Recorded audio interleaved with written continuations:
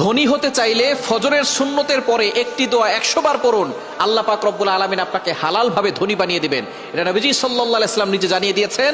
মুসনাদে আহমদের হাদিস, তাবরানী শরীফের হাদিস, নবীজি সাল্লাল্লাহু আলাইহি ওয়াসাল্লাম জানিয়ে দিয়েছেন চমৎকার একটি ছোট্ট দোয়া, ছোট্ট একটি বাক্য। নবীজি সাল্লাল্লাহু আলাইহি ওয়াসাল্লাম বলেছেন এই সময় যদি এই বাক্যটা 100 বার পড়া হয়, আল্লাহ পাক রব্বুল আলামিন তাকে হালাল ভাবে ধনী বানিয়ে দিবেন। দোয়াটি করবেন কখন? ফজরের নামাজের সময়, 2 রাকাত সুন্নতের পরে, ফরজের আগে। মনে রাখবেন, আজানের পরে, একামতের আগে এই সময়টা আমরা অনেকেই মসজিদে গিয়ে চুপচাপ করে বসে থাকি। আপনি এই সময় আল্লাহর কাছে দোয়া করবেন। এই সময় দোয়া করলে আল্লাহ তাআলা সেই দোয়াটা কবুল করে নেন।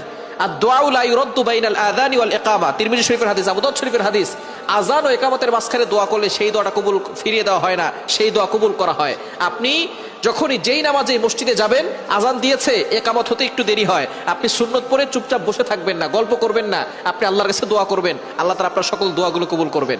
ফজরের সুন্নতের পরে